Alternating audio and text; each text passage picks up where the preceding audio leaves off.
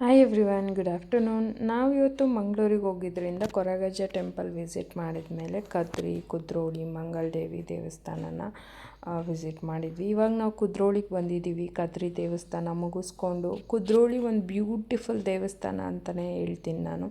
ಎಷ್ಟು ಚೆನ್ನಾಗಿದೆ ದೇವಸ್ಥಾನ ಅಂದರೆ ಅಲ್ಲಿ ಸಾಯಿ ಮಂದಿರ ಇದೆ, ಹನುಮಾನ್ ದೇವಸ್ಥಾನ ಇದೆ, ಇಲ್ಲಿ ಕುದ್ರೋಳಿನಲ್ಲಿ ಗೋಕರ್ಣನಾಥ ಟೆಂಪಲ್ ಇದೆ. ಯಾಕಂದರೆ ನಾನು ಕುದ್ರೋಳಿಗೆ ಇದು ಮೊದಲನೇ ಸಾರಿ ಬರ್ತಾ ಇರೋದಲ್ಲ, ತುಂಬ ಸಾರಿ ಬಂದಿದ್ದೀನಿ. ಬಟ್ ಆಂಟಿ ಅವ್ರ ಜೊತೆ ಇದು ಮೊದಲನೇ ಸಾರಿ, ಅವ್ರಿಗೆ ಇದೆಲ್ಲ ಫಸ್ಟ್ ಟೈಮು ಕುದ್ರೋಳಿ.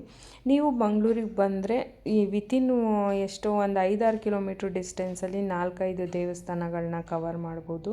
ಕದ್ರಿ, ಕುದ್ರೋಳಿ ಮತ್ತು ಮಂಗಳದೇವಿ ದೇವಸ್ಥಾನ. ನಾವು ಕದ್ರಿ ಆವಾಗಲೇ ಕಂಪ್ಲೀಟ್ ಮಾಡಿದ್ವಿ. ಕುದ್ರೋಳಿನಲ್ಲಿದ್ದೀವಿ. ಕುದ್ರೋಳಿನಲ್ಲಿ ನಾವಿಲ್ಲಿ ಊಟ ಕೂಡ ಮಾಡಿದ್ವಿ. ಊಟ ಮಾತ್ರ ಸೂಪರಾಗಿತ್ತು. ಅದಾದಮೇಲೆ ಇಲ್ಲಿ ಕುದ್ರೋಳಿ ಮುಗಿಸ್ಕೊಂಡು ನಾವು ನೆಕ್ಸ್ಟು ಪ್ಲ್ಯಾನ್ ಮಾಡಿದ್ದು ಮಂಗಳದೇವಿ ದೇವಸ್ಥಾನಕ್ಕೆ.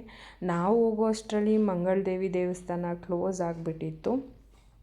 ಸೊ ಅದಕ್ಕೆ ನಾವೇನು ಮಾಡಿದ್ವಿ ಅಂದರೆ ಇಲ್ಲಿ ಊಟ ಮುಗಿಸಿದ ನಂತರ ಮಂಗಳದೇವಿ ದೇವಸ್ಥಾನಕ್ಕೆ ಹೋದ್ವಲ್ಲ, ಹೊರಗಡೆಯಿಂದನೇ ಕೈ ಮುಕ್ಕೊಂಡು ನಾವು ನಮ್ಮ ಟ್ರಿಪ್ನ ಅಲ್ಲಿಗೆ ಎಂಡ್ ಮಾಡಿ ಊರಿಗೆ ರಿಟರ್ನ್ ಬಂದ್ವಿ. ನೀವು ಕೂಡ ಮಂಗಳೂರಿಗೆ ಹೋದಾಗ ಯಾವುದೇ ಈ ದೇವಸ್ಥಾನಗಳು ಕೂಡ ಮಿಸ್ ಮಾಡದೆ ವಿಸಿಟ್ ಮಾಡಿ ದೇವ್ರ ದರ್ಶನ ಪಡ್ಕೊಳ್ಳಿ.